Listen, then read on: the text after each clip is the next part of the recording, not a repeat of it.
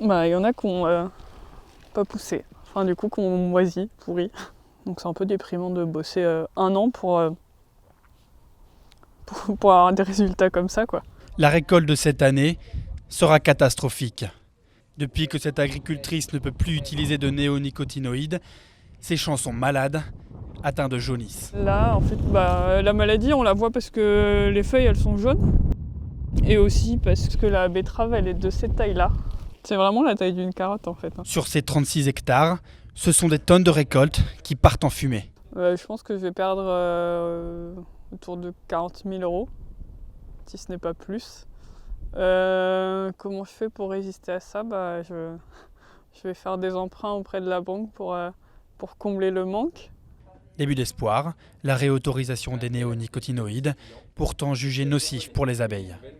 On est tous un peu impatients de savoir le résultat. On espère que ce sera du coup positif pour nous. Parce que si elle passe pas, je pense que demain, il n'y a plus de producteurs de betteraves en France. 10 km plus loin, les ruches de cet apiculteur sont situées à côté de plusieurs champs de betteraves. Les abeilles vont butiner jusqu'à 5 km dans un rayon de 5 km autour de leur ruche. Donc si on ne choisit pas très soigneusement l'endroit où on implante un rucher, on a potentiellement des centaines d'hectares, potentiellement même des milliers d'hectares dans le périmètre de butinage de la ruche qui peuvent être infestés. Ils pensaient pourtant ces abeilles à l'abri des néonicotinoïdes depuis leur interdiction il y a 4 ans. Ils s'inquiètent de les voir revenir. C'est un recul complet.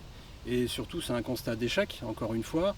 Ça fait longtemps que la décision a été prise, ça fait 4 ans que la décision a été prise d'arrêter cette substance-là. Donc on avait 4 ans pour se préparer. La loi prévoit de réintroduire le pesticide, au moins pour 3 ans. On ne va pas trop les déranger.